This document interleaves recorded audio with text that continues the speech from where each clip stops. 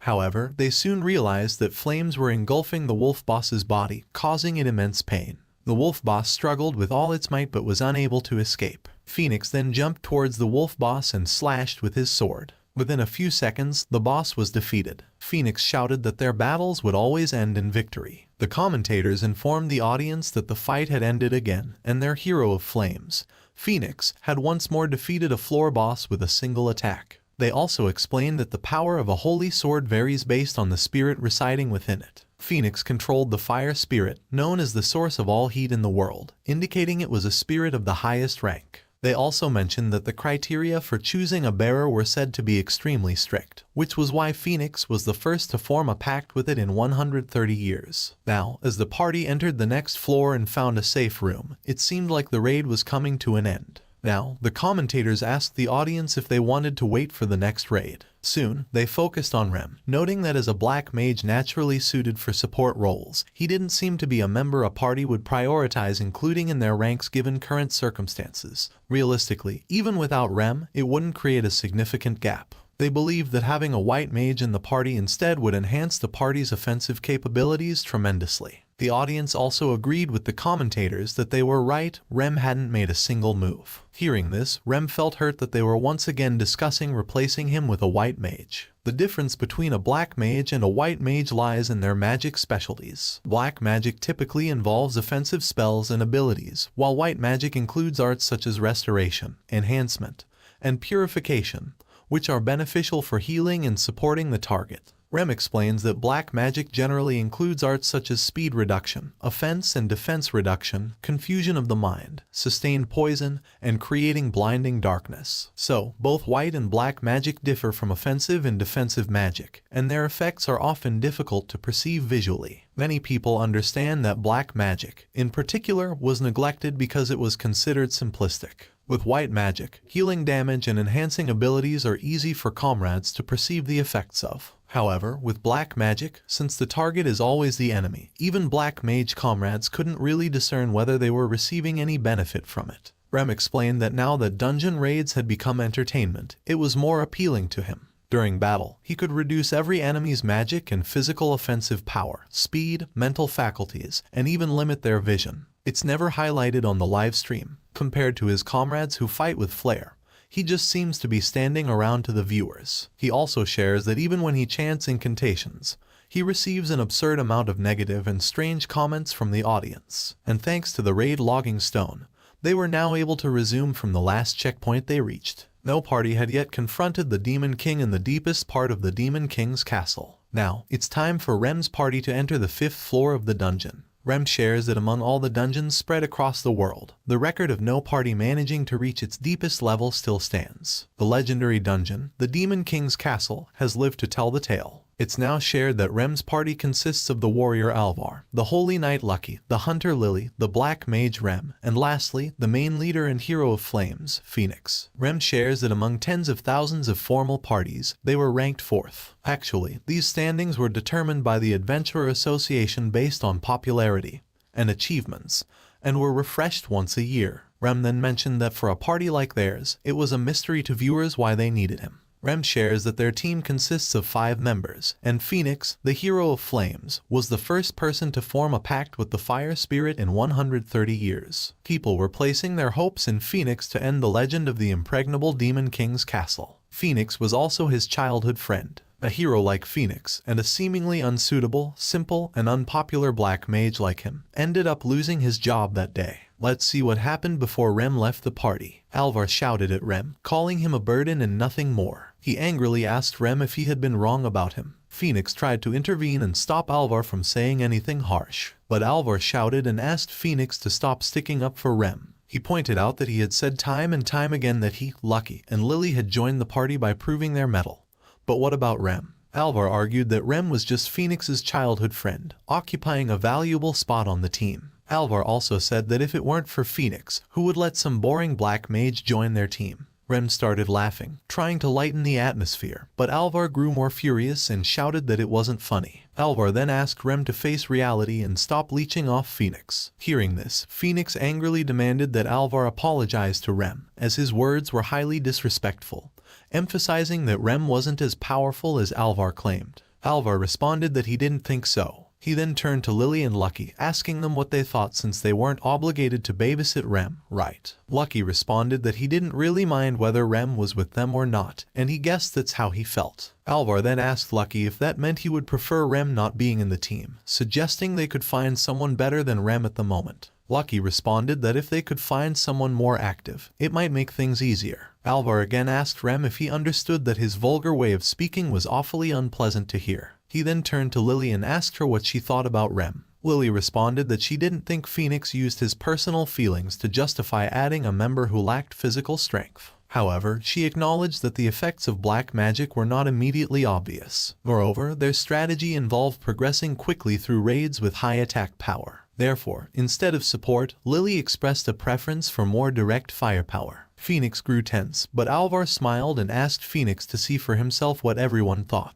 Alvar again approached Rem and assured him he wasn't saying these things out of hatred. Rem was growing increasingly frustrated. To Rem's surprise, Alvar suddenly asked him to cast his black magic on him so they could instantly see its power. Alvar also announced that if Rem's black magic proved to be powerful, he would deeply apologize to him. Rem hesitated in response, recalling his childhood when his master accepted Phoenix as a student and warned Rem not to complain about it anymore, threatening not to teach him again if he heard any more complaints. Rem then asked Phoenix to keep it a secret forever. On the other hand, Phoenix became very furious and shouted at Alvar that if he said anything more to Rem, it wouldn't end well for him. To Phoenix's shock, Rem said that he understood and was ready to quit. Alvar laughed and was happy that Rem had finally agreed to leave. Alvar then asked Phoenix if he now understood that Rem was just a coward, and having someone like Rem in the party ranked 4th in the world was laughable. Alvar then publicly announced that his black mage was going to quit and asked who they would replace him with. On the other hand, deep down Rem wondered if this had happened many times before, and whether it all started because he was a black mage or if Alvar had instigated it.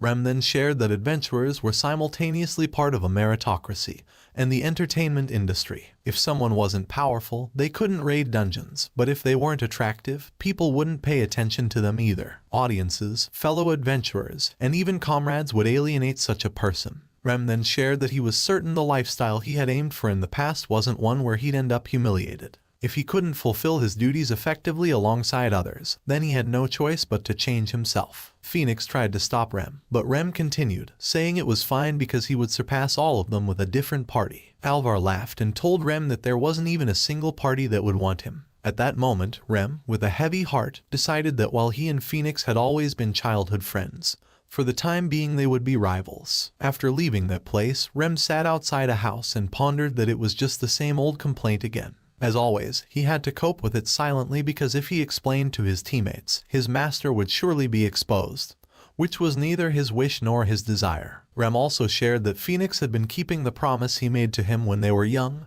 even now. However, because of that, when Phoenix covered for Rem, Rem felt sorry that Phoenix's trust within the team might waver. Rem then wondered that he had mentioned joining a different party earlier, but in reality, only heroes could form parties, and he was just a black mage who ended up in Phoenix's party for some reason. He pondered who would recruit someone like him once he was out of Phoenix's party. Suddenly, out of nowhere, Rem heard someone shouting that they didn't want that. When Rem turned to look, he was surprised to see a person shouting at a girl. Upon closer inspection, he was shocked to realize it was a young demi-human girl. A boy standing beside the girl reassured her to calm down and not be sad, assuring her that he was sure their uncle had eaten somewhere else. He added that she got all sorts of customers once it got late at night, so she just needed to try her best the next day as well. Upon arriving, Rem asked the girl if the shop was still open as he was feeling hungry. Both the boy and the girl were surprised to see Rem and confirmed that yes, the shop was still open. Rem then complimented the girl on her help in the store and asked her what she would recommend for him to eat. The girl hesitantly looked at some apples, so Rem asked if it could be those apples, and if so,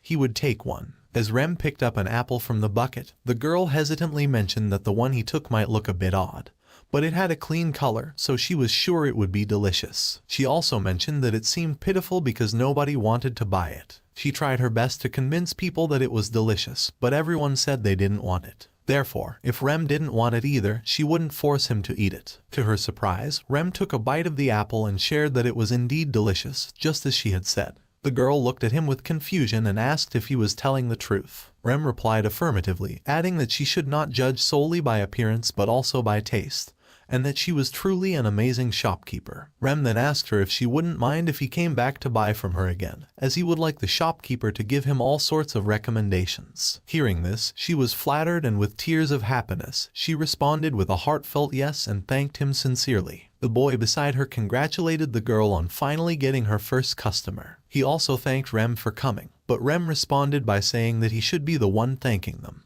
He then apologized for disturbing them at night. Rem noticed that the girl was hiding behind the boy, which confused him. The boy explained that she was just feeling embarrassed. Rem then said goodbye and started to leave, but then the girl came out and shouted that her name was Cashew. Rem smiled and introduced himself as well. Cashew thanked Rem and told him that she would be eagerly awaiting his return, whether it was the next day or the day after. She assured him that she would wait for him no matter how long it took. Rem was shocked to hear that. After saying goodbye to them, he wondered to himself that even someone like him wanted to be needed by somebody. He reflected on his interaction with the girl and wondered if it was a little bit weird to act on impulse like that. He then thought to himself that if such a young girl was doing her best, he had to do his best as well. Rem recalled the words of his master, who had said that it would be a long and arduous battle. His master had emphasized that if Rem didn't reach the summit, nobody would recognize his value. Rem then firmly believed that there was someone out there in the world who needed him. The scene shifted to another place where a girl was looking at a photo of Rem and quietly chanting his name.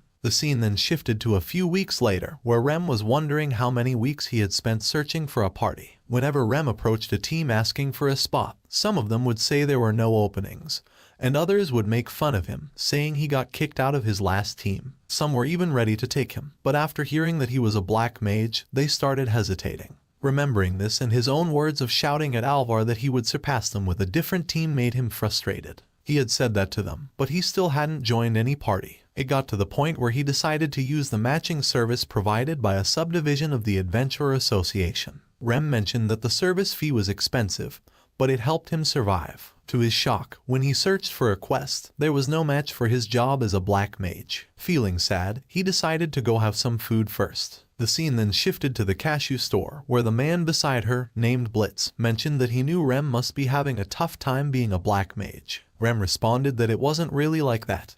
He occasionally saw urgent, recruiting black mages notices around. Blitz asked again if Rem could use anything besides black magic. Rem explained that it's not that he couldn't use other skills, but the ones he didn't have an aptitude for were really not effective. Additionally, adventurer registration only permitted jobs for which someone had an aptitude. Seeing Rem sad, Cashew shouted that she thought black mages were cool too. Rem responded that he was happy she said that, but guessed that was why she had a cute poster girl instead of a boring male shopkeeper to attract generous customers. Blitz told Rem that what he thought wasn't true, and even Cashew got embarrassed and started blushing. Rem then shared that Cashew was only 8 years old and wasn't just helping out. She was wholeheartedly trying to support her family's finances, however little it might be, and had gotten permission to work. He also shared that he seemed to be Cashew's very first customer, and that he wanted Cashew to keep encouraging him, so he showed up at her shop quite often. He hadn't seen Blitz in a long time, but Blitz was always worried about him. Blitz then told Rem that he totally understood Rem's situation because he wanted to become a tailor as well. No matter how much he practiced, he couldn't match those who had the job officially. Rem then shared that in his country, children find out about their job in a temple when they turn 10 years old.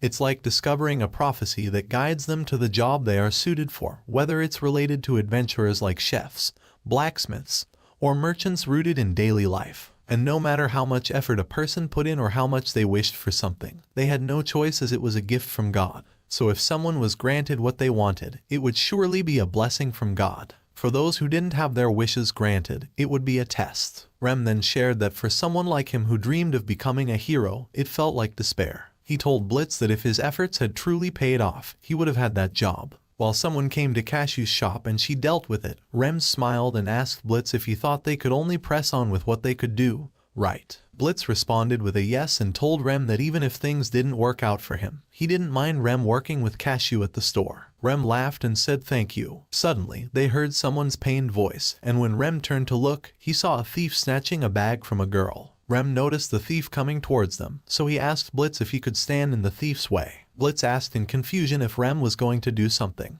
Rem responded with a yes and reassured Blitz that it would only be supportive, and he would not be harmed. Blitz agreed and stood in the way of the thief, asking Rem to take care of Cashew. Rem told Cashew to go and hide. As he watched the events unfold, Rem began to think that magic was permitted if it was within the scope of daily living.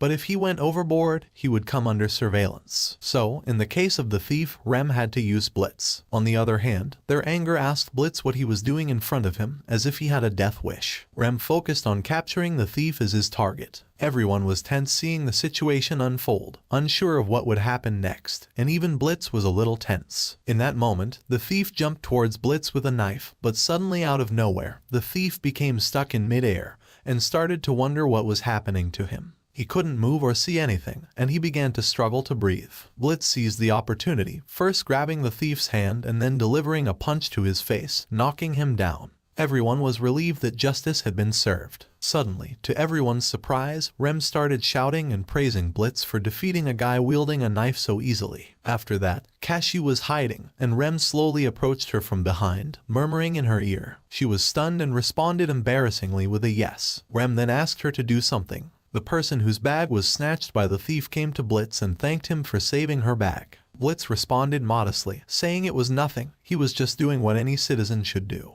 In the midst of this, Cashew shouted that shopkeepers were so cool. Hearing this, the girl asked if Blitz was a shopkeeper. She then expressed her thanks by buying some of those fruits. Blitz thanked her for her purchase. Seeing this, others also started coming to buy fruits as a way to show appreciation for Blitz's bravery. Seeing this, Rem finally felt relieved knowing that by helping Blitz do something good, people would want to give Blitz something in return, especially now that Blitz was seen as a hero who stopped a criminal. Blitz happily gave a thumbs up to Rem for his part in the situation. Rem watched as people carried the thief away because he couldn't walk on his own. Rem thought to himself that even though he used black magic, in reality, it wasn't something he could easily use in front of a man with a knife. As an apology for getting Blitz to take down the criminal instead of him, Rem thought it would be nice to contribute to Blitz's store even a little bit. After that, Rem wondered if he hadn't lost his touch, since even after retiring from the party, he had at least kept up his training as he had promised his master. Rem shared that even after his job was identified, he couldn't give up on his dream of becoming a hero. So, he desperately tried his best before his master. Looking back on it now, he realized it was a special training that felt like he was in hell. Rem recalled how he would be left alone in the mountains with beasts, forced to climb after being pushed from cliffs, and beaten to an absolute pulp by his master. Through constant training with black magic cast on himself, Rem learned firsthand when his physical abilities deteriorated and when his vision started to blur. He even made his body memorize fine adjustments. As long as he wasn't interrupted, he never failed with magic. He also mentioned that he had taken measures to ensure pedestrians didn't know about his use of black magic and to make sure nobody knew he was Rem, the former member of the world's 4th-ranked party. Even though chances were that nobody would notice even if he didn't go to such lengths. Suddenly, while he was deep in thought, a girl came near him and said she had been watching him. The black mage, Rem. Confused, Rem wondered if the girl had really noticed him during that time. The girl's name was Mira. She shared that she thought Rem was truly magnificent. In addition to his flawless control of magic, she was absolutely fascinated by his ability to optimize and unleash several kinds of black magic in just a few seconds. Hearing all that, Rem became tense, realizing that what he had done earlier was completely exposed, and he wondered who this woman was. Mira then smiled and confessed that the truth was she was a huge fan of his. Rem was shocked to hear this and wondered if it was a joke. He could believe it if it were someone like Phoenix, but someone being a fan of him like Mira seemed impossible. Mira reiterated that she had never imagined she would witness Rem's black magic firsthand. She intentionally slowed down while chasing him and almost lost sight of him in the process. Suddenly, Rem noticed something nearby that looked like an antenna resembling a bat, and he wondered if Mira was a vampire. Mira then asked Rem if he liked demi-humans. Rem responded with a no, feeling taken aback by the question. Out of nowhere, Mira grabbed Rem's hands and exclaimed that his black magic was truly wondrous. She added that it might sound unpleasant, but she had been searching for him non-stop since he withdrew from his party. She couldn't help but think that Phoenix's party was foolish for expelling Rem. She was about to say more, but Rem hesitantly told her she was too close. Embarrassed, Mira let go of his hand and stepped back, apologizing. She explained that she had always wished to meet a gentleman like Rem, so she unintentionally got too close. Out of nowhere, Mira started running away, asking Rem not to scorn her for being immodest. At that moment, Rem was thinking about how he had always been harshly criticized until now, so for such a beautiful person to suddenly tell him that she was a fan was unexpected. And on top of that, she even held his hand, and she smells amazing. Rem responds to Mira that there's no way he could dislike her, not at all. He admits it was so sudden that he hadn't even asked her for her name yet. Mira shared that Rem was really a kind man and asked if he had never changed since then. Confused, Rem asked if they had met somewhere before, noting that she didn't look like an adventurer. He also wondered that there practically weren't any demi-humans among adventurers apart from elves, especially if she was a vampire. Despite this, Rem remained confused about where he had met that girl and soon decided to let it go. Mira then introduced herself and apologized for her rudeness. She asked Rem if he wouldn't mind allowing her to treat him to tea as a way to make amends. She acknowledged it was an abrupt invitation but mentioned that as a world's rank 4 adventurer, she might never get another opportunity like this to be with him. So as long as Rem was fine with it, Mira would prepare a location. Rem was confused and unsure of what to do. Seeing him tense, Mira asked if everything was not all right. Rem hesitantly responded that it was fine. Afterward, Rem wondered if there was any human who could refuse something like that. Nevertheless, Mira was really sticking close to him, though it was understandable since she was so beautiful. She seemed totally different from someone like him. Suddenly, Mira started talking again.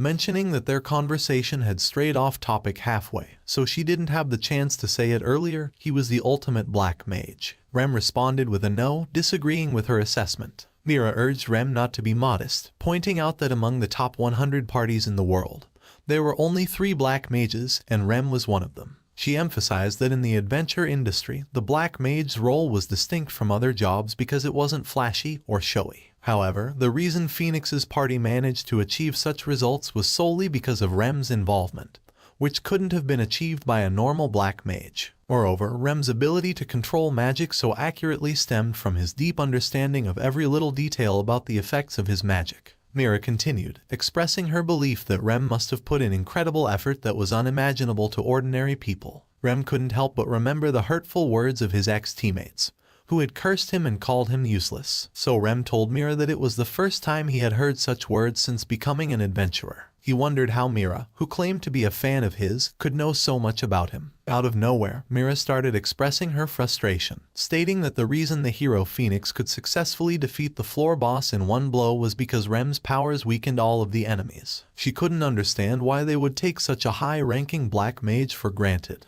Mira was furious with humans, calling them imbeciles for their actions. Rem tensely asked Mira what was happening. Mira snapped out of her state and apologized, saying it was something a friend of hers had said. She started laughing afterward. Rem then asked Mira if she could express his gratitude to her friends the next time she saw them, as he truly appreciated their support. Mira responded affirmatively, mentioning that she had already conveyed his gratitude to them. Rem didn't understand what she said, and suddenly she apologized for keeping him waiting. She then indicated the place she wanted to take him for tea. Rem was shocked to see that it was none other than the Demon King's castle. Mira apologized if the castle startled Rem. Tensely, Rem asked Mira who she actually was. Mira responded that they had been aware of his true strength for a long time, but seeing it in person had firmly convinced her. Mira also shared that she believed Rem was a man who deserved respect and a fitting position. She begged him to please lend his strength to them by any means possible. In the next scene, they go inside the castle, and Mira tells someone that she has brought the black mage Rem. A girl comes in, sharing that she is happy Carmilla has returned. Hearing the name, Rem finally remembered that she was Carmilla, the floor boss on the 3rd floor of the Demon King's castle, known as Dungeon Carmilla. Rem also shares that it seems like the blood of her enemies is sucked out by the bats she sends, but in reality, she uses magic to attack. She was cruel and couldn't resist tormenting people for fun.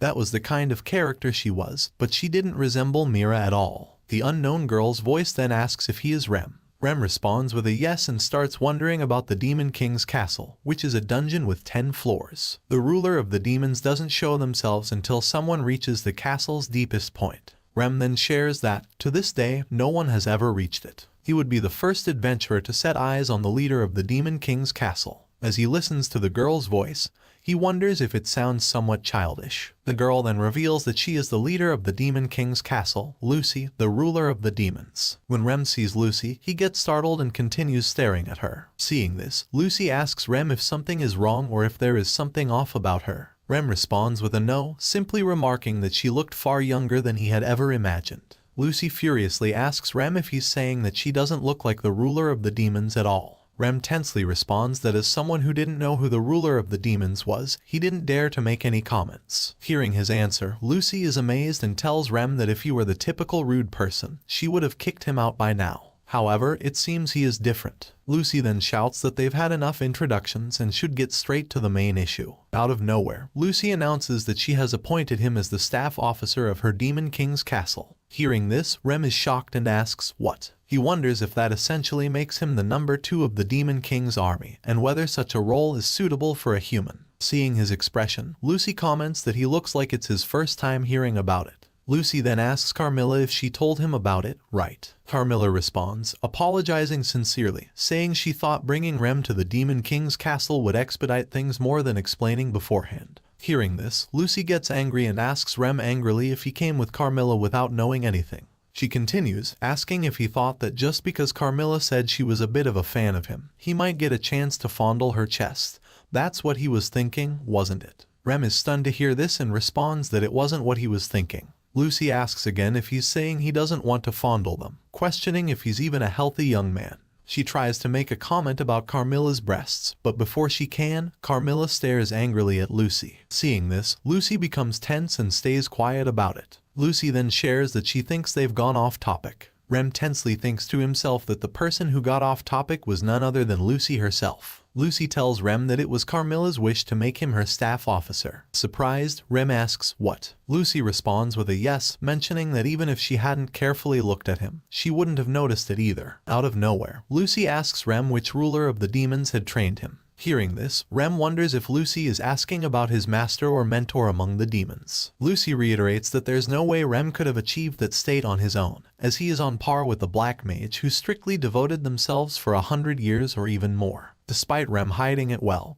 his abilities exceed those of human beings. Lucy shouts at Rem to answer her question, but Rem stands quietly with a tense face. Lucy continues, saying she understands that he might call it black magic, as originally, degraded incantations were referred to as black arts. So, the main issue was that a long time ago, the ruler of the demons at that time instilled terror in mankind. For a long time, he was seen differently from the hero, who was an ally of the people, and was also viewed with varying degrees of caution by different countries. Lucy starts asking again if Rem could tell that things would be problematic if he were discovered, and if he was a rather admirable pupil who was thoughtful of his master. Rem tensely apologizes for that. Lucy responds that there's no need for apologies as she can understand. She then asks if by chance, Rem's master had the same hair color, eyes, and horns as her. Rem still doesn't respond, frustrating Lucy even more. Lucy tells Rem again that she has taken over the Demon King's castle as the current ruler of the demons. She then asks for his opinion on a grandfather who left his granddaughter alone in the Demon King's castle to retire. Hearing the word grandfather, Rem is stunned and wonders if it's possible that Lucy is his master's granddaughter. Frustrated, Lucy asks why her grandfather and that man both abandoned the throne of the ruler of the demons without realizing its merits. She also said that it was truly deplorable, or at least she wanted to say that. However, she felt lucky to have found a relative in a place like this. Hearing this, Rem realizes it's clear that his master was the Demon King's grandfather. Lucy said that to think there was a living human who was educated by her grandfather. Carmilla's eyes weren't wrong at all. Carmilla responds that she, too, never expected Rem to be that great. Hearing the word education, Rem wonders if Lucy and Carmilla are referring to his master's training. Lucy then shares that she had planned to test him, but now she feels there's no need for that. She asks Rem to become her staff officer and help her Demon King's castle prosper greatly. Rem asks them to hold on for a moment and thinks to himself that he has come this far, but never imagined that a former adventurer like him would join the side that fights against the hero. Suddenly, Carmilla interrupts Rem and shares that she wouldn't tell him to force himself, but she would be most delighted to work together with him. Carmilla also asks why Rem became an adventurer despite knowing he was a black mage, as the decision to become an adventurer appears to be a thorny path. Rem responds that it was because he wanted to become a hero.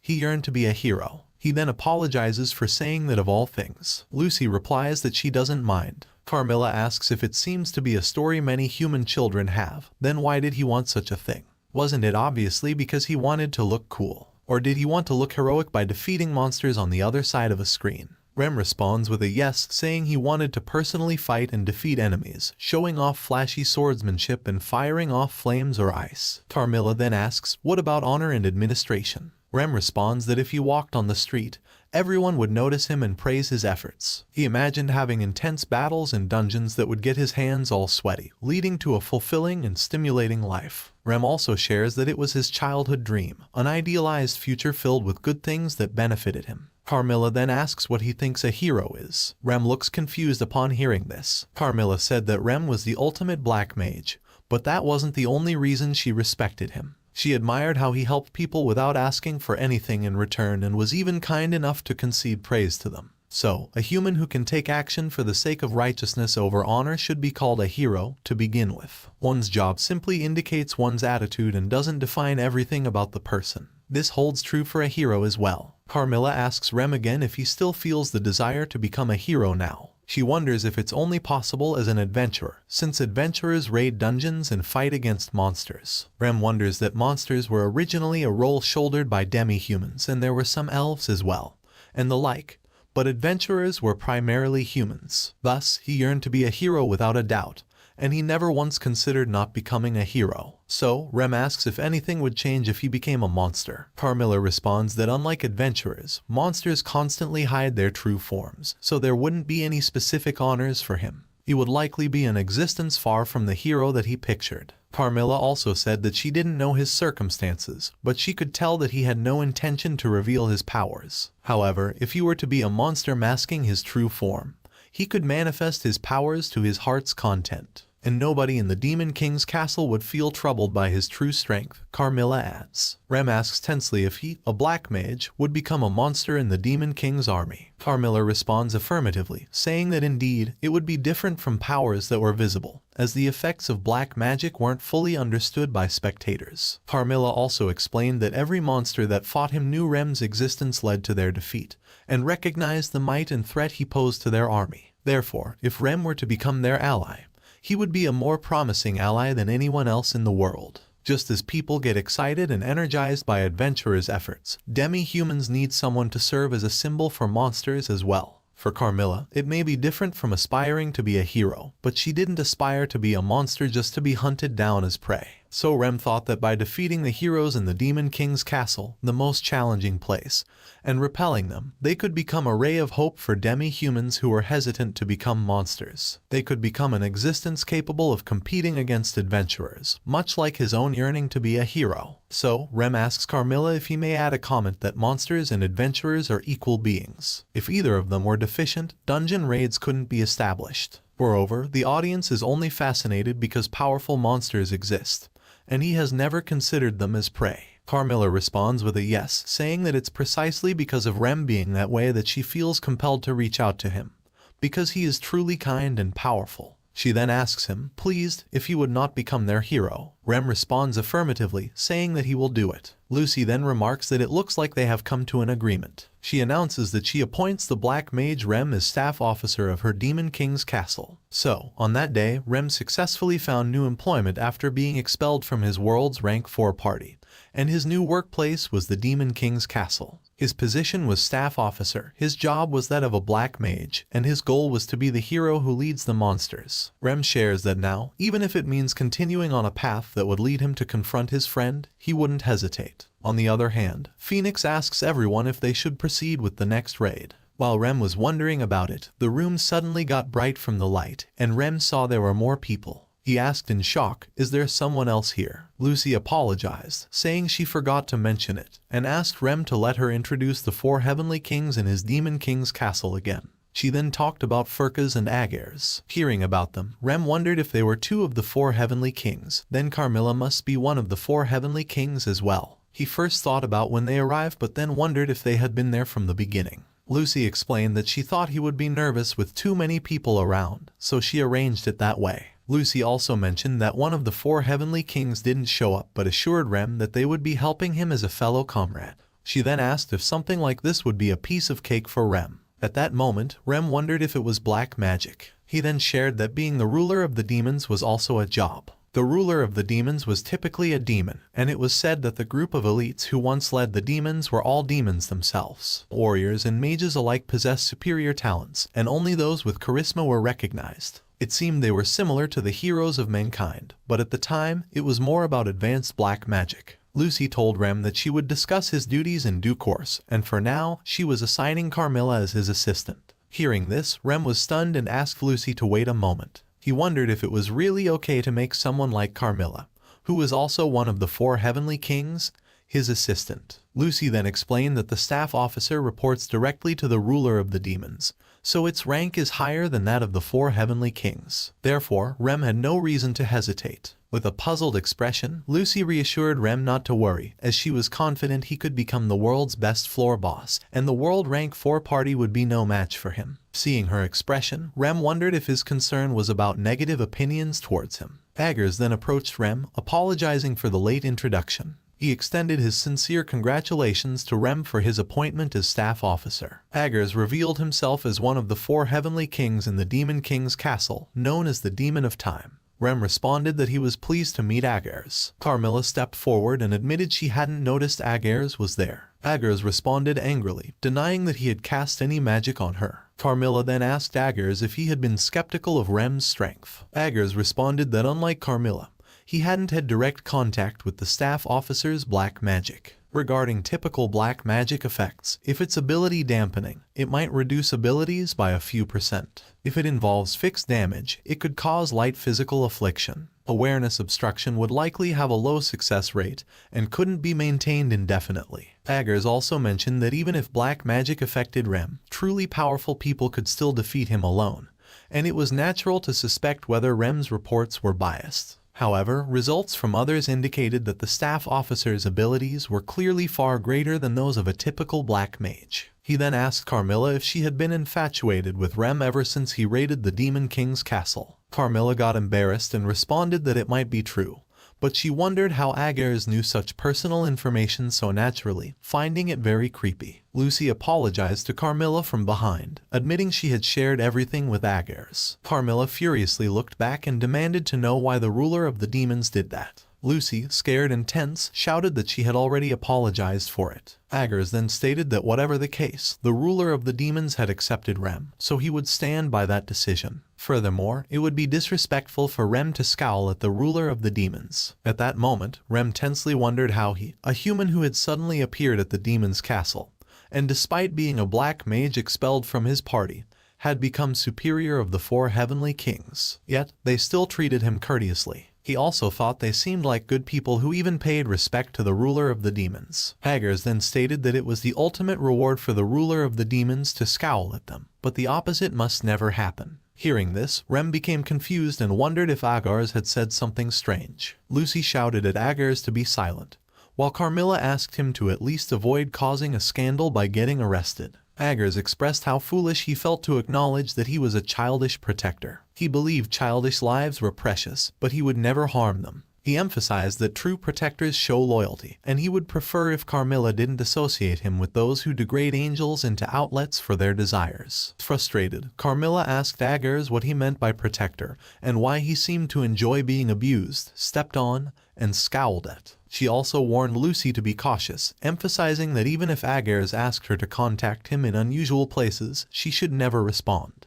Lucy shouted at Carmilla not to spout nonsense, stating firmly that there was no way she would entertain such a criminal demand. Lucy looked at Aggers with scared eyes. In response, Aggers asked her to stop giving him scornful looks and jokingly requested if she could instead stare at him more intensely. Carmilla tensely asked Aggers if he didn't think he should be arrested. She then assured Rem that the monsters were not all like Aggers and asked him not to worry, emphasizing that she was genuinely his fan. Carmilla shared with Rem that she would stick posters of him all over her room, collect candid photos of him from the internet, and send messages requesting to show more of Rem on the screen, as she had strictly done those things. Offended, Aggers furiously asked what Carmilla meant by being a genuine fan, arguing that it was stalking no matter how she spun it. Interrupting them, Rem tensely shared that he still hadn't been told his duties yet. He asked if it was possible to request more details from the ruler of the demons, upon which both Carmilla and Aggers apologized to Rem for their discussion. Lucy laughed and remarked that Rem was something,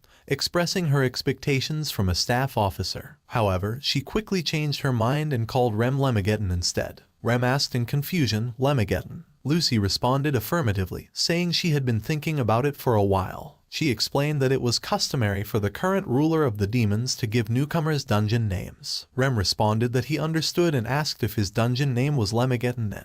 Lucy happily remarked that it had a nice ring to it and asked if he thought so too, mentioning it was a fitting name now that he would be leading the monsters. She was confident everyone else would also be pleased with the name. Rem responded with a thank you. He then shared that when dungeons were turned into forms of entertainment, many different systems were developed and installed to ensure no danger befell anyone. There were also laws and rules established for them. Dungeon names, raid logging stones, registration cards, mana bodies, the return function. These were all systems developed. If people in hero parties were expected to play heroes, then monsters were expected to be defeated as beings of darkness. Even if it's just part of the setting, some people adapted their acting in dungeon raids to real life. To ensure demi-humans acting as evil monsters weren't identifiable, they began dedicating outfits for dungeons and using stage names called dungeon names. People also get hyped during developments when heroes are repelled or forced to retreat, but it's human nature to want the heroes to ultimately win. For instance, the day after someone's favorite adventurer loses to an orc, they might pick a fight with another completely innocent orc. It was because of such occurrences that the actual people involved were always in danger. Now, everyone sat together near the dining table, and there was silence. Rem looked confusedly at Forcas, who wasn't moving at all. Upon seeing this, Carmilla commented that it looked like Forcas was sleeping. Hearing this, Rem was shocked and focused on the words sleeping in this child. The fact that one was sleeping while another was absent made the four heavenly kings appear quite different from what he had imagined. Carmilla then asked Rem if they had explained everything sufficiently, and if he had any more questions. Rem thought about it and realized that his dungeon name was Lemageddon, and he must ensure his mana body did not expose his true identity. Lucy remarked that Rem seemed greatly bothered by the coincidence in the name, but she was pleased with it, so Rem couldn't object. Tensely, Rem wondered if Lucy put it that way, then he didn't have any choice, did he? Carmilla then asked, confusedly, if it wouldn't be a waste to put a mask on his avatar. Lucy laughed and questioned if it would be a waste, considering it wasn't really a face worth showing. Hearing this, Carmilla furiously asked Lucy what she meant by that. Upon hearing Lucy's scared response, she replied that she supposed it depended on who was looking at Rem, suggesting Carmilla could call Rem attractive. Haggers then shouted at Carmilla, reminding her that it was the second time she had spoken out, and they should be happily yielding to the ruler of the demons' threats, not the other way around. Rem shared that he hoped they could all decide on an avatar for him. Deep down, he wondered about making his skin a bit fairer and changing his hairstyle. However, he knew altering himself to the point where he wouldn't be distinguishable from his true form was illegal. Some adventurers managed to remain identifiable as demi-humans by keeping their ears or tails, even after adding horns or other features. Rem then recalled a time when Lily once argued with Alvar about whether or not to hide their ears. He also shared that elves barely differed from humans in appearance and were generally considered beautiful, which had made them a popular race over the last few years. Elven adventurers had been increasing year after year. However, Alvar was concerned because there were viewers who only wanted to see humans in battle. In the end, he and Phoenix sided with Lily, but it was true that the effects of black magic were not immediately apparent. Their style was to progress quickly through raids with high attack power. Therefore, frankly, instead of support, he thought he would prefer more direct firepower. Seeing Rem deep in thought, Carmilla asked him what was the matter. Rem responded that it was nothing. Lucy then began to explain about his staff officer job. Rem responded with a yes, admitting that he actually didn't know what a staff officer did. Suddenly, Lucy threw a ring towards Rem and asked him to take it. Rem asked what the ring was for and, upon seeing it, wondered if it was made from animal bones. Lucy responded that it was a magical tool that allowed him to summon anyone he had made a contract with.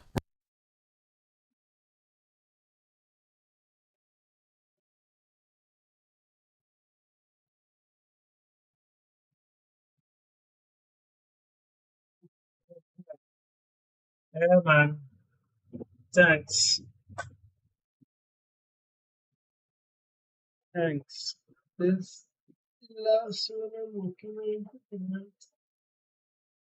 on. Last one of it. Almost done. Pushing it.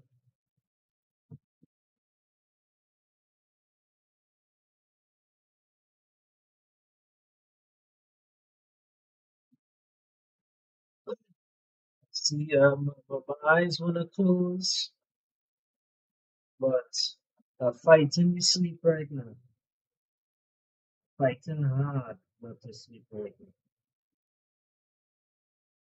I work in the morning again, but some other workplace out of it.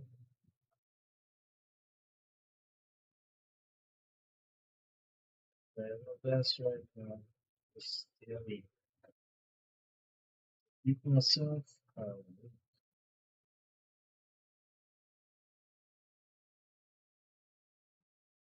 Keep myself awake.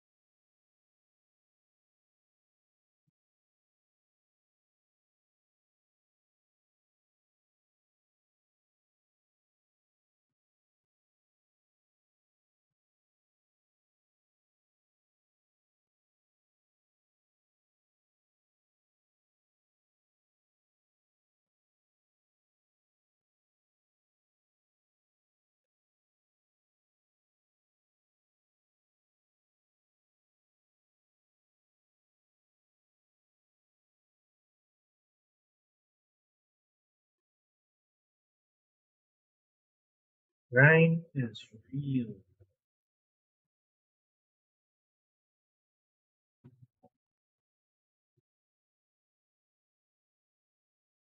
See if I could connect this.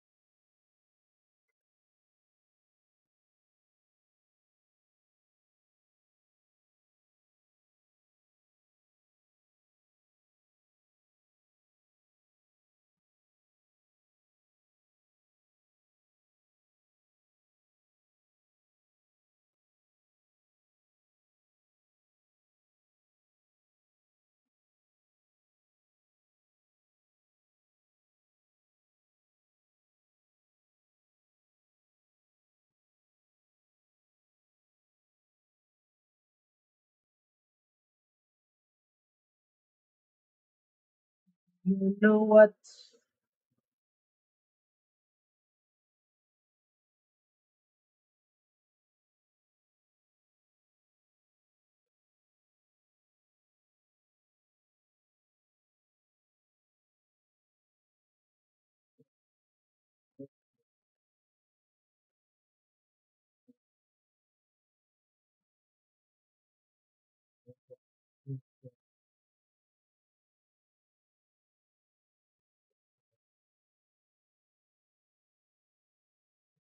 Listen, anime, listen, buds. Wait, let's see down to let's just see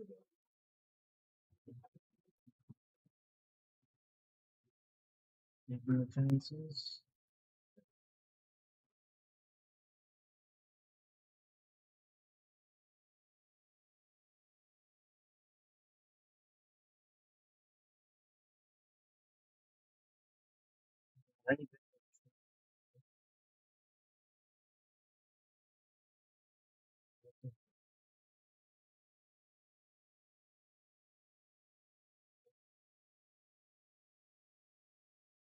Plus,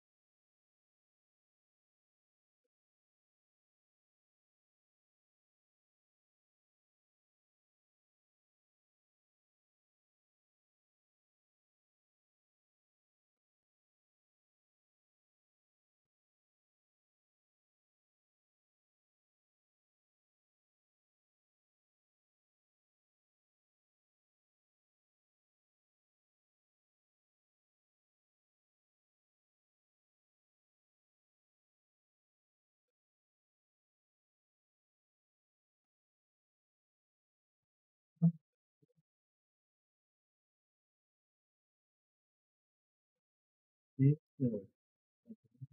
movements. Yes, we got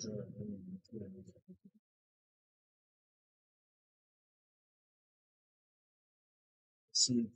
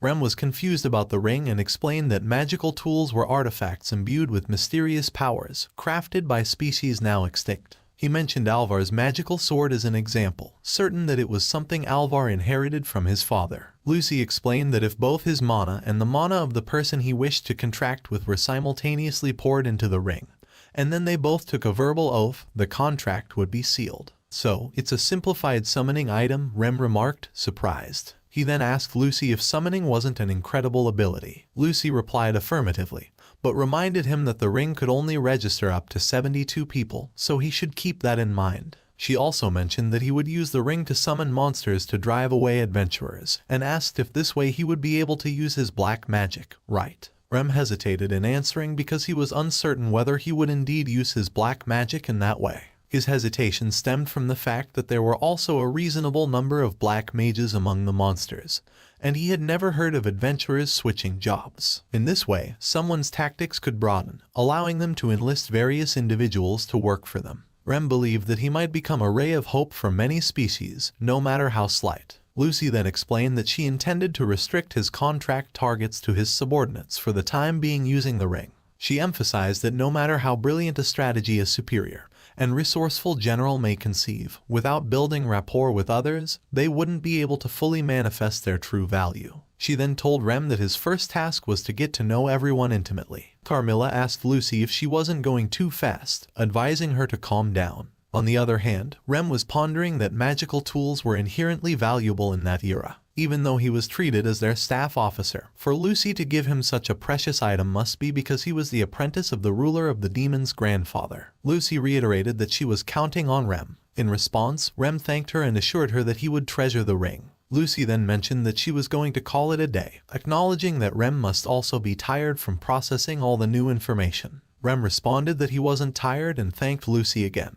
Lucy then announced that she was going to hold a welcome party soon and called for Agars. Agars understood and asked Lucy to leave the arrangements of the venue to him. He promised to make a reservation at a store that offered every kind of sweet that the ruler of the demons enjoyed. Agars expressed his desire to be honored with the ability to sit beside the ruler of the demons when the time came. Lucy tensely responded with a firm no, expressing her uncertainty about what Agars might do. Agars replied sadly, reaffirming that he had already assured her he would never do such things. She then acted strangely, commenting on the distrustful look directed towards her loyal followers. Afterward, Carmilla told Rem that she would escort him outside. On the way, she mentioned that the registration card would be provided to him at a later date, apologizing for the delay. Rem responded that it was fine. Carmilla also mentioned that he had witnessed many embarrassing moments of hers throughout the day. Rem replied that he had never been praised like that before, so he was genuinely pleased. He also thanked her, saying that because of her, he managed to recall many things, such as why he had yearned to become a hero, something he had been forgetting about lately. Carmilla shared that if Rem didn't find her repulsive, she was glad to hear it. Deep down, Rem still thought she was a strange person, though. Carmilla then asked if Rem truly thought she was kind.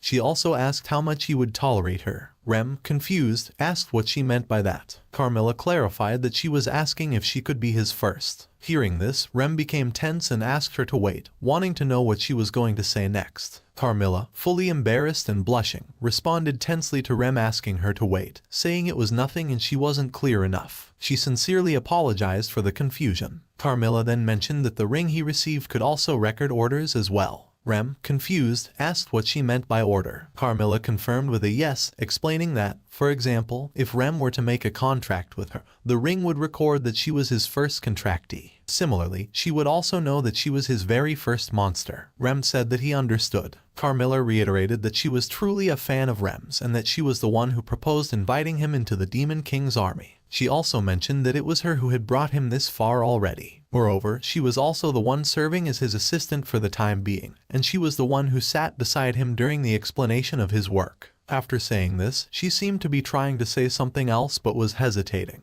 At that moment, Rem thought about how powerful Carmilla was. Despite her mischievous attitude, he knew she was a kind person. They had just met, but he was aware that Carmilla had to muster a lot of courage to speak as she did. Besides, if Carmilla hadn't found him, he wouldn't be in the Demon King's castle. So, he put his hand on her shoulder and said that he hoped for the same. He then asked if she would be willing to be the first monster he made a contract with. Carmilla, embarrassed, asked if he was sure. Realizing what he had done, Rem quickly removed his hand and apologized. Carmilla then shared that she had brought the Demon King's army to his attention herself and was prepared to be rejected. Carmilla hesitantly shared that she really wanted to suck it out from him. Hearing this, Rem was shocked and shouted in surprise, "What?" Embarrassed, Carmilla quickly responded that it was nothing. Rem then wondered if by saying she wanted to suck it out she meant his blood. He had heard that vampiric impulses could be stimulated by other impulses that well up inside of them. But he questioned why Carmilla was asking for it at a time like this. He then started preparing, asking if it was all right. Carmilla responded with a yes but asked if he was really sure, as the first time for anything was always incredibly important. Rem replied that he was thinking of asking her in the first place,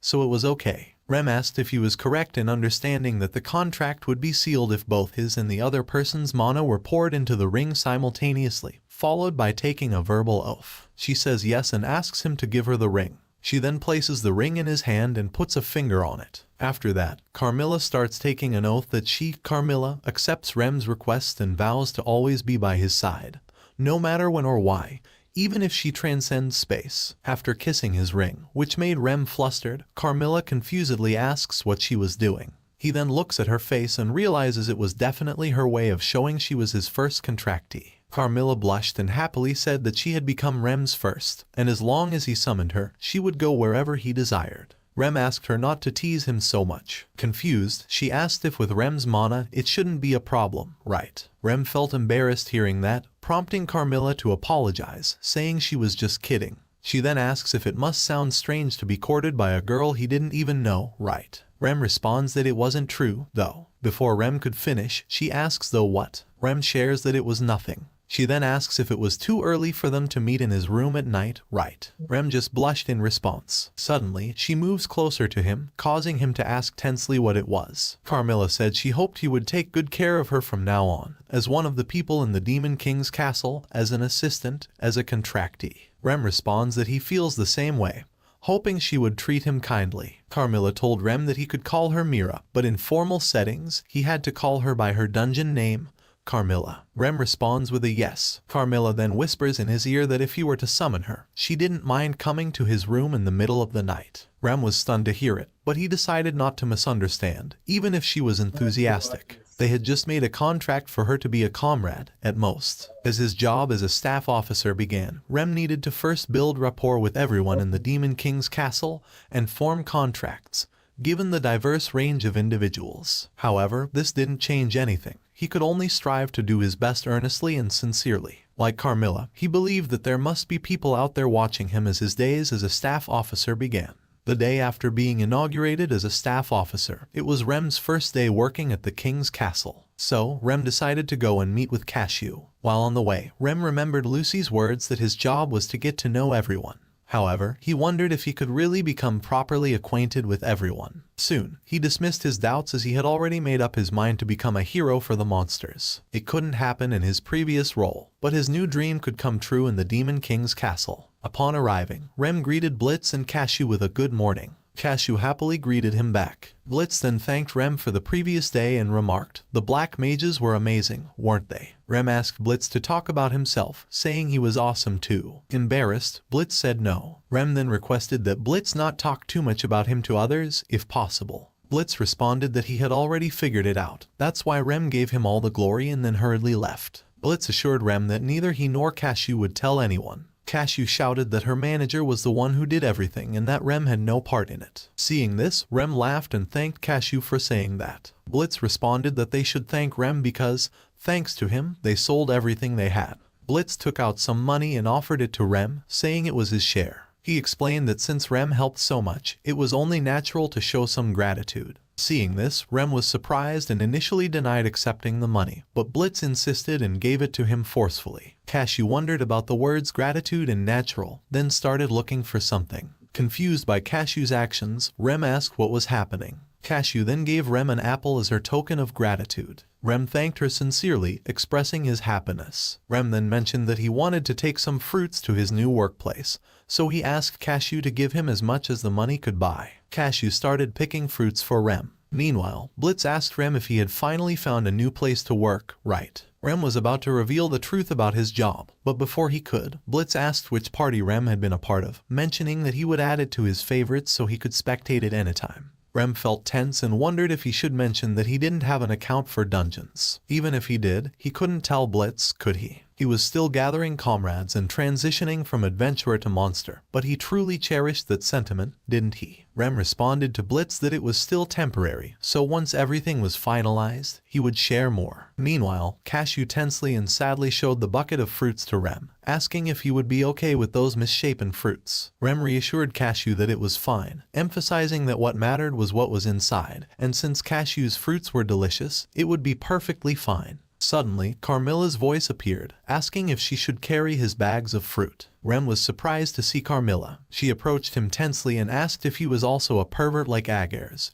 who wanted to play with small demi-humans. Rem was stunned by her question and quickly asked her not to misunderstand him. Carmilla laughed and said she was just kidding with him. Then, she went over to Cashew, knelt down, and greeted her. Cashew greeted back, but her attention was drawn to Carmilla's chest. Seeing this, Cashew became tense and sad, explaining that she wasn't small and would grow big soon. Hearing this, Rem wondered if Cashew was talking about her height. Carmilla then told Cashew that it might sound abrupt, but she had something to discuss with her. She asked Cashew if she would like to work with them. Hearing this, Rem was shocked because Carmilla actually asked Cashew to be his secretary. Carmilla clarified that she meant being Rem's exclusive assistant. Cashew, focusing on the word exclusive, asked in surprise whether she would get that much salary for being Rem's secretary. Blitz also became happy upon hearing the news, considering it incredible for Cashew. He then commented on Rem having such a beautiful friend, expressing his surprise. Carmilla responded by revealing that she and Rem had been in a relationship since he had helped her once. This surprised everyone who heard it. Rem wondered if Carmilla was referring to the time he joined the Demon King's army. Blitz then asked Carmilla if she was Rem's friend and expressed readiness to trust her, but he wanted to know if the work was truly safe for Cashew. Carmilla responded that she could assure Blitz about the safety of the work. However, she emphasized that the decision depended entirely on Cashew. Carmilla suggested that Cashew should discuss it with Blitz and her family first. If Cashew agreed, Carmilla offered to personally explain the details to Cashew's family. Cashew, feeling tense and confused, asked why she was being singled out. Carmilla apologized, explaining that she had overheard Cashew and Rem talking the previous day. She believed that if Cashew were to work with them, she could potentially ease the burden on her mother more than she could currently. Most importantly, it's because Rem's new job is intense,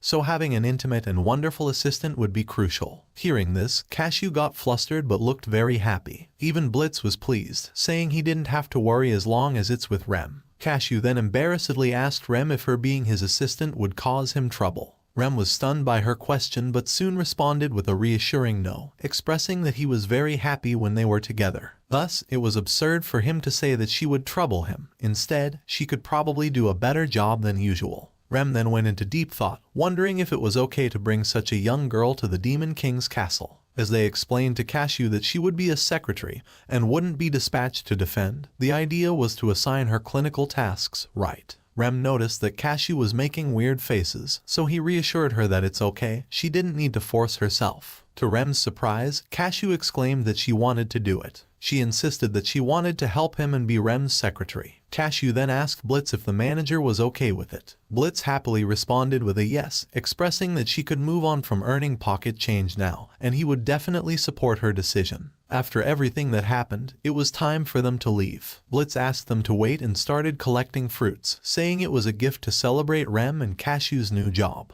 Rem thanked Blitz for the gift, and Carmilla mentioned that she would send a subordinate to come and fetch the gifts. Blitz got ready and also offered to take care of Rem's bag. Carmilla then asked Cashew to let go and convey their regards to Cashew's mom. They all headed to Cashew's house together, with Carmilla joining them in greeting Cashew's family. Rem shared that Cashew's mother runs a second-hand clothing store, and in her family, Cashew has both an older sister, a younger sister, and a younger brother, but no father. It was clear that it was incredibly intense for a single mother to support 4 children, which was why Cashew believed that working would definitely ease her mother's burden. And yet, Cashew's mother momentarily refused to let Cashew work at the Demon King's castle, even after hearing about the salary she would earn. It shows how much she cares about her daughter after all. In the end, the only reason Cashew's mother allowed it was because Cashew demanded it forcefully. Cashew's mother shared with Rem that Cashew had told her about him, mentioning that he was apparently her very first customer. Hearing this, Rem was surprised to realize that Cashew had kept everything a secret. He responded affirmatively. Cashew's mother then mentioned that while Cashew may be inexperienced, she hoped Rem would take good care of her.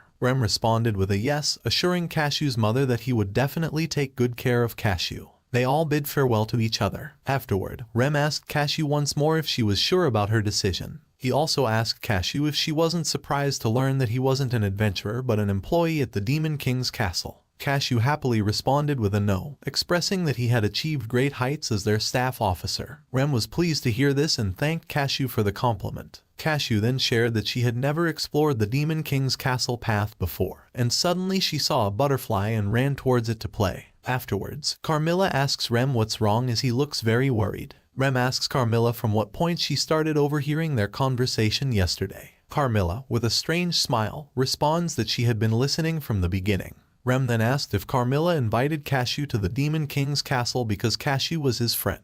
Carmilla responded that it was one of the factors, but also because Rem needed an assistant as a staff officer. Carmilla also mentioned that it was extremely unfortunate that she couldn't always serve as his assistant. Rem tensely remarked that he thought Cashew was still a child. Carmilla put her hands on his shoulder and called out his name. Rem started blushing and tensely asked what she meant. Carmilla clarified that she meant Rem wanted a sympathizer, someone who understands and supports him. Rem asked tensely if she had indeed said sympathizer. Carmilla responded with a yes, explaining that even though Rem understood his own true strength, he expected too little from others. Therefore, for the time being, both Cashew and she would admire him. Rem was surprised to hear this. Carmilla shared that both Cashew and she knew well that Rem's heart and magic were extremely powerful. Suddenly, Carmilla became aggressive, stating that Rem was amazing, and she couldn't stand the idea of someone as amazing as him hiding that or not being appreciated, especially because Rem was an amazing black mage. Hearing all that, Rem got pumped up and happily thanked her for the compliments. Carmilla then mentioned that although Rem could form contracts using the ring, monsters were fundamentally under the control of their floor bosses. Therefore, in order to gain comrades, Rem must receive permission from both the monsters and their floor bosses. Carmilla clarified that her subordinates, her pigs, were free for him to use as he wished. However, from now on, they must gather comrades who truly understand him like Carmilla and Cashew, with whom he could build a circle of trust. After hearing Carmilla's words, Cashew started thinking about finding comrades who understood Rem and were willing to share their trust and fight alongside him. Cashew then shared that before jobs were established, he was the center of attention among the children in the village. He had tons of other friends aside from Phoenix. However, the moment jobs were established, everyone started cursing him and making fun of him because he said he would become a hero but suddenly became a black mage. So everyone told him that there was no benefit to being with a black mage and that he would never become a hero. As a result, everyone except Phoenix had left. Phoenix, however, said that they could become the best together and that they would become the ultimate heroes. Rem then started talking to himself, expressing happiness that he could now share with Phoenix that he had his own new comrades. The paths of monsters and adventurers had probably diverged for the time being. However, as the staff officer of the Demon King's castle, Rem resolved to face Phoenix with all his might. He was determined to gather the ultimate comrades who trusted one another. The scene then shifted to the Demon King's castle, where Rem explained that there was a reception desk in the front lobby for challengers and many facilities underground, starting with the dungeons. For example, there was a large public bath for the personnel, a cafeteria, a smithy, and a small theater. Among all these facilities, the one Carmilla brought him to that day to gather comrades was a playing field. Carmilla said that she wanted him to meet a band of werewolves. She also mentioned that they would be gathering good-natured people, starting with the floor boss, Marchosias. Hearing the name, Rem remembered that Marchosias was the one on the 4th floor that his team fought the other day. He wondered if Marchosias would accept a former adventurer like him after what happened last time. Rem also wondered about the werewolves, a species that used their human and half-wolf forms for different purposes. He thought that Carmilla must have believed Marchosias wouldn't pose much resistance against him. Carmilla was really considering him in many ways, wasn't she? So, he too needed to do his best for Marchosias to recognize him and become his comrade.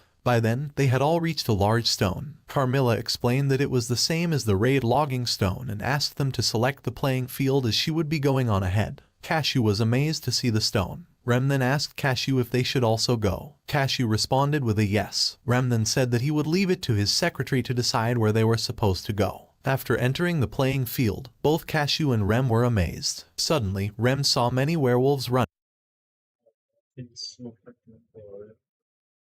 None of the people knew the reason for this phenomenon, but everyone understood that it was closely related to magic. Most people were happy to meet the mythical creatures inhabiting the towers, but for others, it only brought disaster.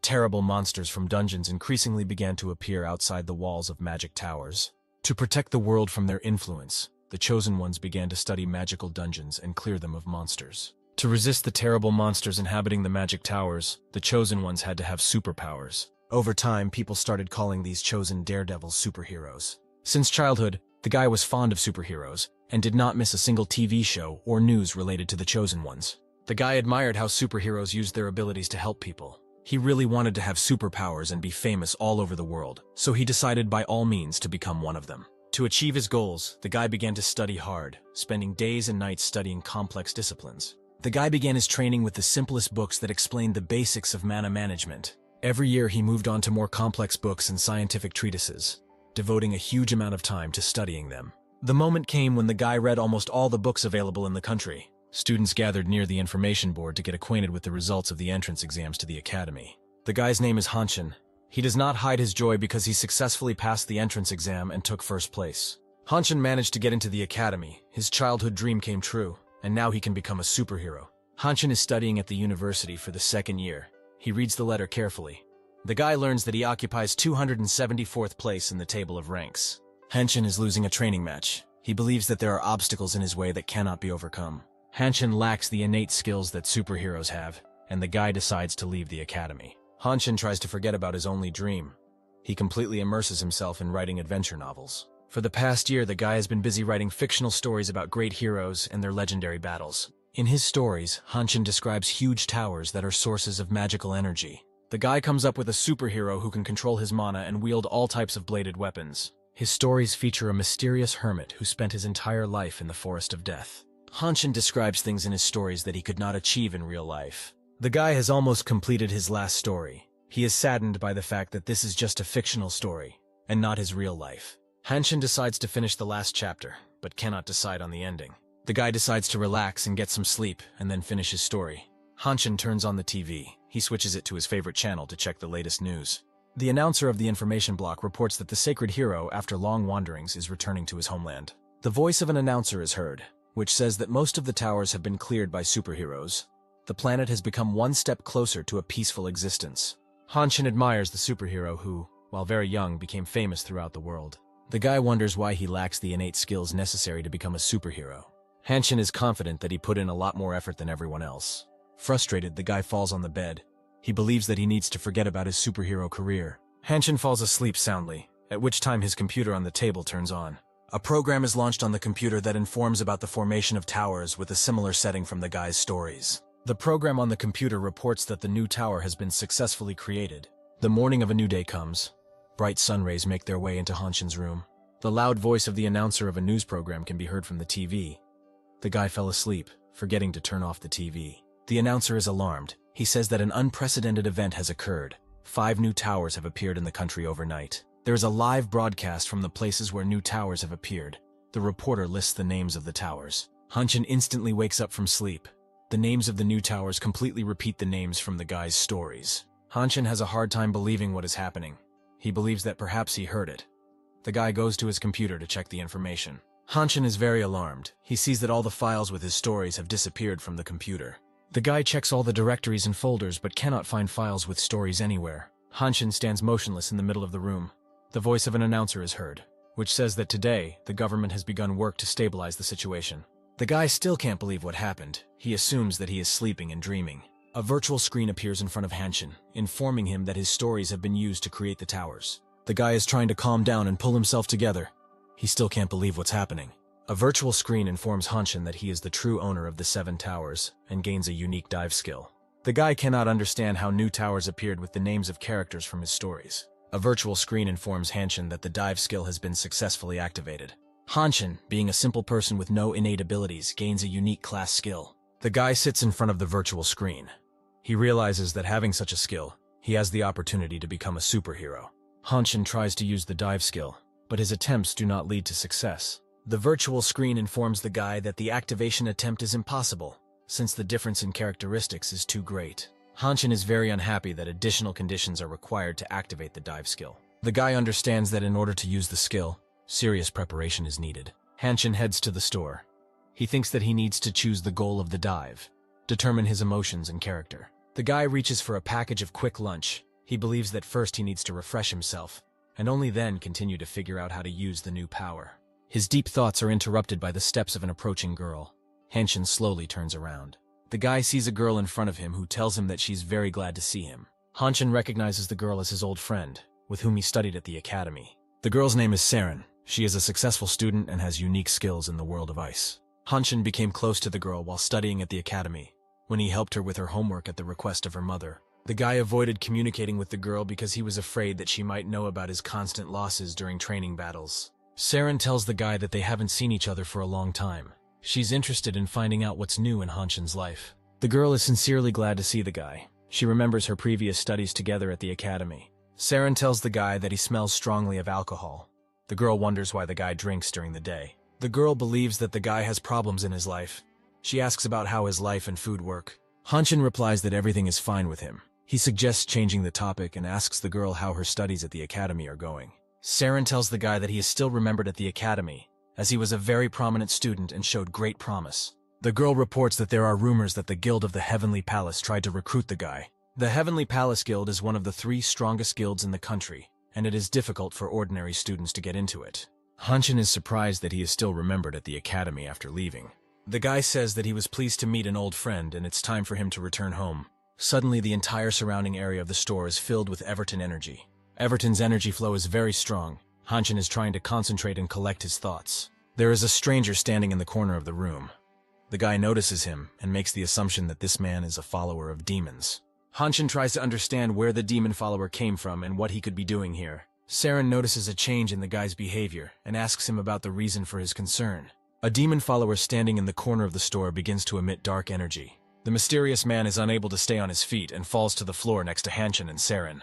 The girl sees the unconscious man and tries to approach him to help, but Hanshin orders her to stay put. The guy realizes that Everton's mysterious follower is starting to summon bloodwolves. Dark energy creates a huge energy portal. Hanshin and Saren watch what is happening with alarm. Bloodwolves, summoned by an Everton follower, begin to emerge from the energy portal. The bloodwolves slowly emerge from the portal and head towards the store's visitors. Loud screams are heard. People run away in horror in different directions. They are pursued by bloody wolves. Shop visitors are very frightened. They want to leave the premises as quickly as possible. Screaming loudly, people run towards the exit. The unexpected attack of the bloodwolves caused panic. This attack was organized by a group of demon worshippers who hate the 7 superheroes and are ready to do anything to achieve their goals. Hanshin immediately understands who organized this attack, since information about the organization was part of his last novel. Saren sees a group of people cut off from the exit. She intends to immediately come to their aid.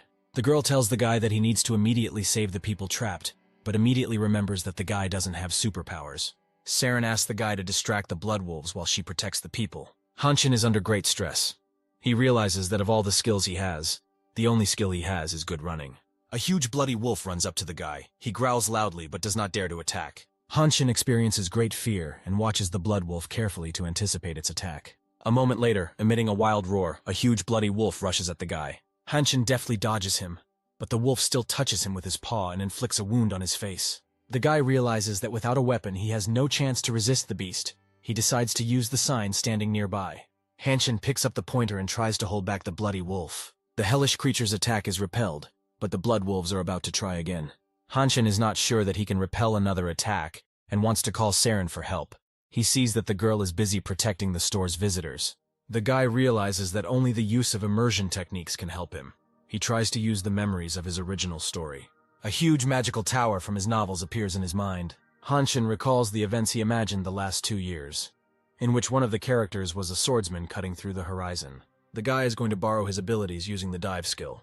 Hanshin gives the command to activate the skill. A virtual screen appears, which informs the guy that there is a very large difference in strength. This can lead to instant death. The guy is very upset that he couldn't activate the dive skill. He goes into a frenzy and tries to activate the dive skill again.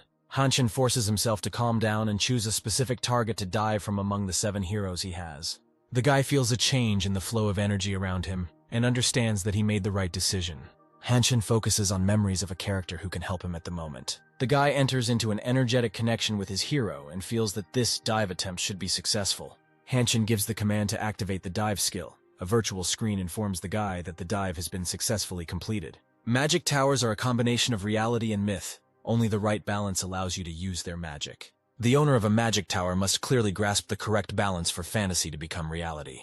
Hanshin feels the energy emanating from the hero of the novel, who received his own tower. Having completed the dive, the guy has acquired the skills and strength of the chosen hero. He intends to destroy the Blood Wolves. Hanshin rushes to attack using the magical power of the Gate Guardian who was mentioned in his novel. The Gatekeeper's job was to counter superior enemy forces with a small force. A huge bloody wolf lets out a loud roar and rushes to attack the guy.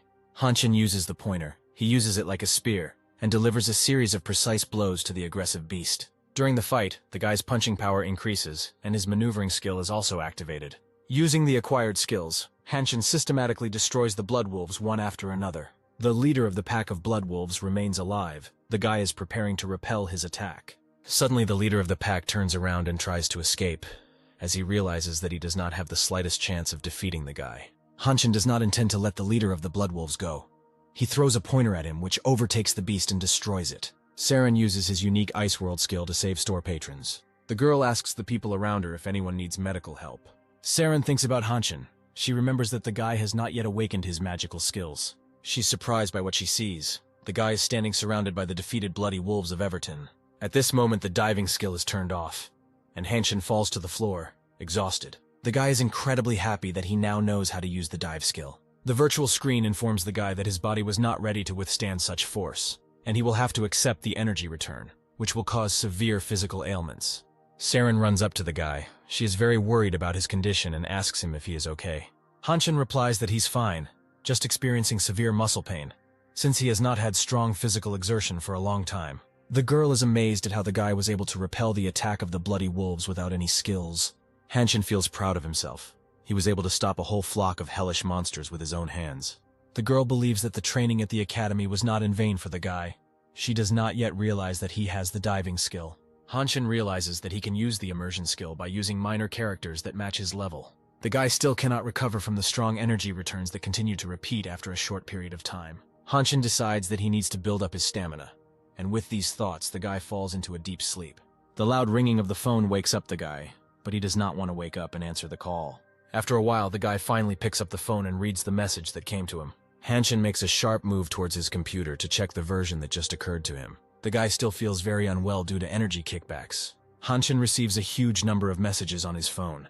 He understands that many people have become aware of the incident in the store. The guy sits down at his computer and sees that the news about the attack on the store is present on many information platforms. The news that Academy students save people from monsters spreads across the internet with great speed. The guy answers Saren's call. She tells him that he has become a celebrity. Hanshin has dreamed of being a famous superhero since childhood, and he realizes that his life is beginning to change for the better. The guy's phone is constantly ringing and messages are coming in.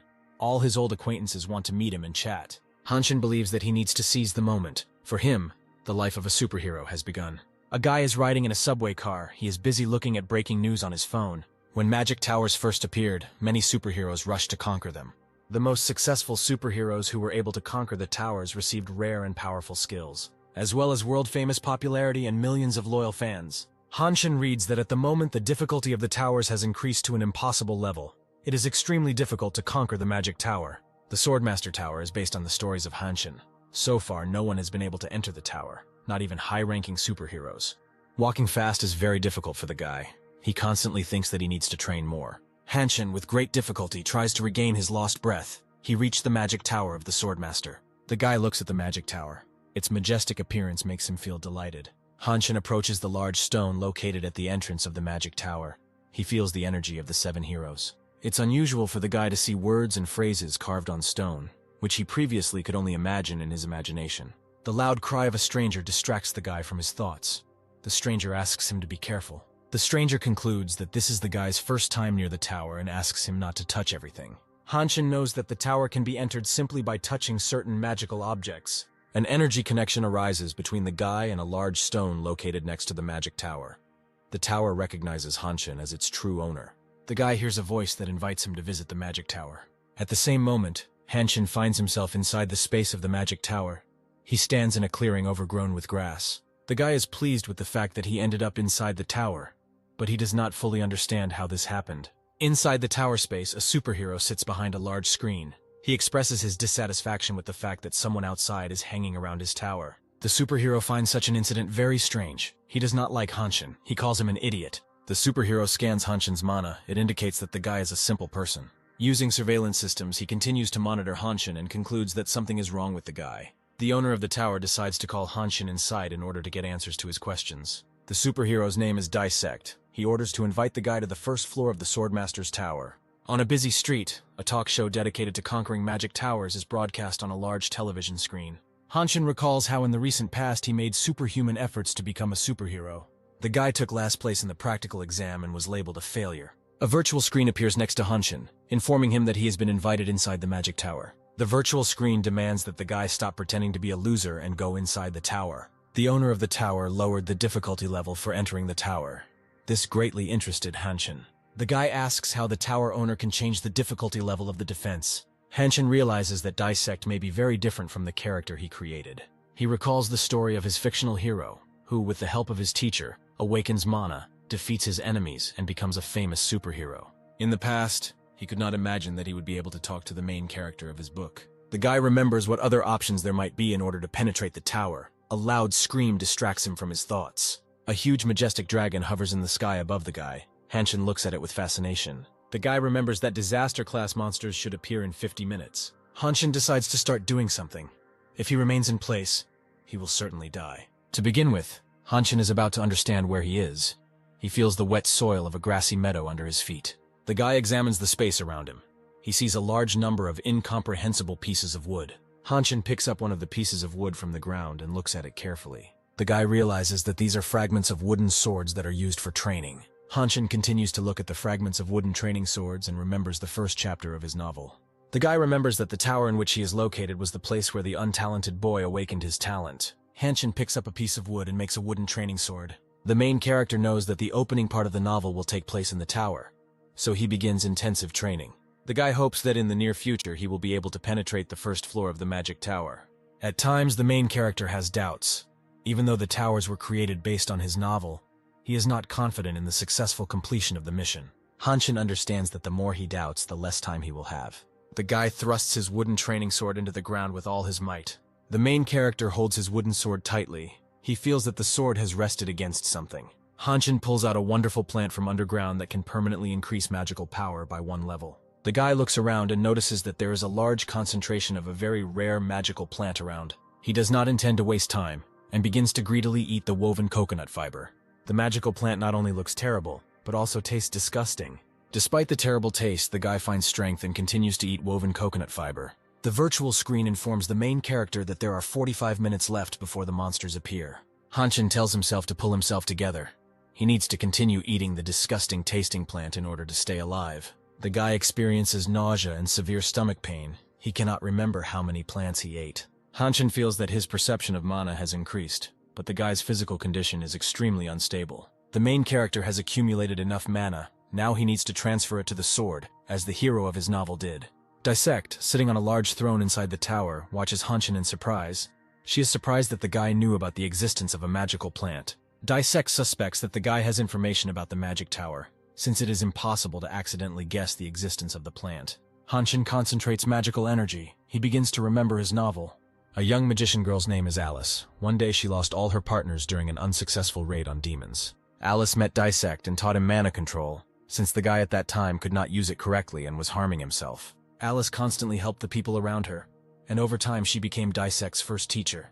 Hanshin chooses Alice and plans to use her for the next dive. The guy raises his wooden training sword high above him and fills it with magical energy. With great force, he thrusts the wooden training sword into the ground, a huge whirlwind of energy surrounding the guy. Hanshin shouts loudly. Using magical energy, he summons the diving skill. The surrounding space is illuminated with flashes of energy. The immersion into a high-level magician has been successfully completed. Dissect watches Hanshin carefully. He jumps out of his chair in surprise. He feels a familiar energy. Dissect can't figure out who the guy is. He senses his teacher's mana. Hanshin slowly clears mana and directs it from the heart to the fingertips and then into the sword. The magical flow of mana begins to get out of control. It is greatly depleted. Dissect continues to be surprised by the guy's skills. He sees how he tries to use mana control. The guy hears a voice warning that further manipulation of mana can lead to death. Hanshin realizes the seriousness of the threat. He understands that the movement of mana can lead to abnormalities in the body. The guy continues his magical manipulations. He does not want to humbly await his fate. Hanshin experiences severe overloads. With the help of monstrous efforts, he maintains control over his mana. The energy funnel surrounding the guy disappears, the wind subsides, and an oppressive silence sets in. Hanshin has lost a lot of strength. He is bent over, holding onto his wooden training sword. The TV presenter of the talk show is reporting live from the scene. She greets her regular viewers. The TV presenter says that near the Magic Tower there are many superheroes who decided to try their luck. She reports that over the past 2 weeks no one has been able to get inside the tower. A girl approaches a random superhero and asks him for permission to interview her. The TV presenter asks the guy what he thinks about the difficulty of entering the new Magic Tower. The girl wonders if anyone will be able to get inside the tower today. The guy reports that he knows that the tower is somehow connected with combat swords. He says that soon he will have more information, and he will be able to clear the new Magic Tower without much effort. A message arrives that the first floor of the tower has been cleared, so the passage to the Swordmaster's Tower is temporarily blocked. Those present were very surprised. They do not understand who was able to do this and when. The operators are discussing among themselves the unexpected clearing of the first floor of the tower. They believe that a mysterious and very powerful newcomer has appeared among the superheroes. The operators say that something is happening near the entrance to the tower, and if you have time, you can get an exclusive interview. The girl hears their conversation and orders them to quickly run to the entrance to the Magic Tower. The talk show host is in a hurry. She does not notice Hanshin lying in her path and steps on him. The girl looks at Hanshin attentively. She is very surprised by the guy's complete lack of reaction. The talk show host does not understand whether the guy is sleeping or unconscious. The operator's voice is heard asking the girl to hurry up. The talk show host apologizes to the guy and continues her run. The main character gradually begins to come to his senses. He gathers his strength to get up. Upon regaining consciousness, the first thing he discovers is that he is outside the tower, which greatly surprises the guy. Hanshin doesn't understand why he is outside the tower, since he cleared the first floor. The main character clearly hears Dissect's voice. He is surprised that the owner of the tower can communicate with him outside of it. Dissect tells the guy that he can communicate with him both inside and outside the Magic Tower. The owner of the tower watches the main character. He is amused by the surprised appearance of Hanshin. A virtual screen appears in front of the guy, which informs him that Dissect can only talk to him outside the tower. The virtual screen tells the guy that Dissect is very interested in the show he put on inside. Dissect requires the protagonist to immediately reveal all his cards and inform him of who he really is. Hanshin replies that the time has not yet come for this. He says that he was glad to meet Dissect and promises to see him later. Dissect informs the main character that he will not leave him alone and is going to follow him. Hanshin reacts surprisingly calmly to this news. He believes that Dissect cannot be dissuaded. The guy is at home. He lies in bed and thinks that Dissect has an extremely stubborn character. Hanshin rested a little. He slept well, and he feels much better. All the events that happened in the tower are perceived by the guy as a dream, but he looks at his palm, emitting magical energy, and realizes that this is not so. Hanshin watches with surprise the changes happening to his body. He does not understand what is happening to him. The main character's body is overflowing with mana. He is going to immediately check the characteristics. Hanshin's mana increased sixfold, and his strength, agility, and endurance increased. The guy carefully reads the information on the virtual screen. He is happy that he has acquired 7 new skills. The voice of Dissect is heard, telling the guy that he has improved quite well lately. Dissect asks the main character to check the stat window, as it gave him more than just skills. Hanshin learns that his mana limit has been completely removed, and his sensitivity and control have also increased. The guy jumps out of bed in joyful emotions. The voice of Dissect is heard, which reports that he expected such a reaction. On the territory of the Academy, there is a huge inspection and testing center. The guy passes through the turnstile unhindered, since his old study pass is still valid. Dissect's voice can be heard praising the guy for deciding to immediately train immediately after clearing the first floor. Hanshin is not going to train. He intends to test his new combat capabilities. The guy is closely watched by a man standing in the corner of the room. He feels extreme hostility towards the main character. Hanshin manages to dodge the object flying at him in the last fractions of seconds. Someone threw a can of soda water at the guy with great force. The force of the throw was so strong that it flattened the can. From the depths of the room, Hanukil approaches Hanshin. He asks the guy where he has been hiding all this time. The main character does not enjoy the presence of Hanukil, who constantly ruined his life during his studies. Hanukil makes offensive jokes about the guy. He doesn't mince words. Hanshin thinks about why, out of many people, he met Hanukil today. Hanukil tells the guy that he came to the academy in vain. He continues to insult the guy. Hanshin does not hear the words that Hanukil speaks to him. He is immersed in memories. While studying at the academy, Hanukil defeated the guy in numerous fights. He did this with particular cruelty and bullying. Hanukil constantly mocked and insulted Hanshin. He considered him a second-class citizen. Hanukil tells the guy not to dare complain to the teachers, otherwise he will destroy him. The main character did not think that he would be able to meet his offender so soon. He intends to settle accounts with him for past grievances. Hanukil approaches the guy. He asks him in a quiet voice and in a mocking manner for permission to beat him once. A voice is heard in the corridor. The floor attendant is interested in what is happening. Hanukil does not want teachers and management to know about his behavior. He stops attacking the guy. Hanukil tells the main character that he is lucky today. He intends to meet him later. Finally, Hanukil secretly deals a strong blow to Hanshin and retreats deeper into the room. Hanshin believes in keeping your emotions in check and focusing on testing and evaluating performance. The guy presses the button on the front door. At this time, the voice of Dissect is heard, urging him not to behave like a rag. Hanshin believes that you need to deal with priority tasks and not waste time on disgusting moral monsters. The guy is standing in the middle of a huge room. A metallic voice tells him to stay in place and not make any movements. The retina is scanned and the student is identified, and the test system checks the information. The test system asks the guy what difficulty level he will choose. Hanshin selects the minimum difficulty level. The training system has analyzed the guy's characteristics and summons a low-level monster. The training system offers Hanshin to choose a weapon for a duel with a monster. The guy is going to test the level of his acquired skills, so he chooses a sword. Hanshin is pleased with the skills he has acquired. The sword lies comfortably in his hand. The guy does not feel its weight. The main character's body has acquired excellent mobility. He feels light and confident. Hanshin is eager to engage in battle with the monster. He hopes that the fight will bring him pleasure. The monster rushes to attack the guy. Hanshin cuts the training monster in half with a sharp blow. The guy cannot hide his joy.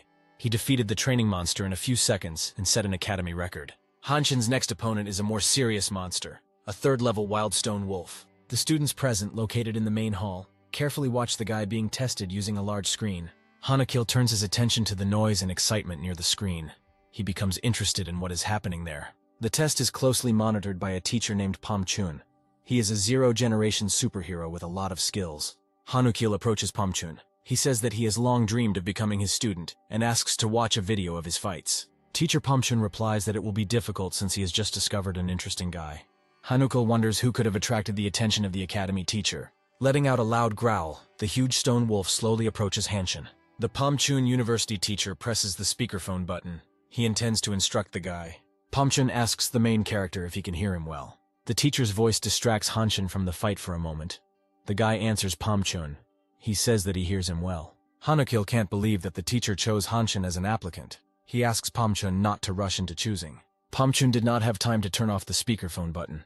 The guy listens carefully to the teacher's dialogue with Hanukil. The university teacher is pleased with Hanshin's actions and considers him an interesting and promising candidate. In the next room, a survival test is taking place. The student must survive in extreme cold for 7 hours.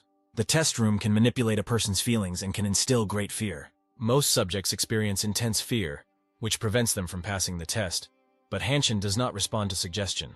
The academy teacher notices that the guy is not the least bit scared and is not trying to escape. Hanshin is preparing to repel the attack of the stone wolf. The guy intends to pass today's test with an excellent result. The academy teacher presses the speakerphone button. He intends to find out who the guy is, a desperate daredevil or a fool. Pam Chun asks the guy over the speakerphone whether he can hear him well and asks him to answer him.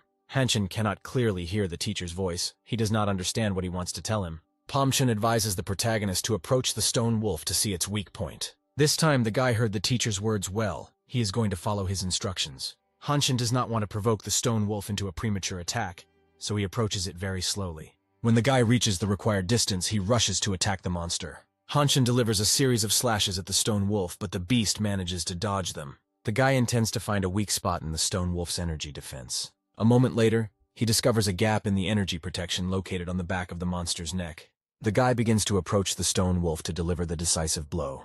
Hanshin hopes that he has correctly identified the weak point in the enemy's defense. The guy rushes at the stone wolf to hit his weak spot with all his might. The stone wolf counterattacks the guy. Hanshin meets him with a sharp blow from his training sword. The students and the teacher are in front of the screen. They praise and admire Hanshin.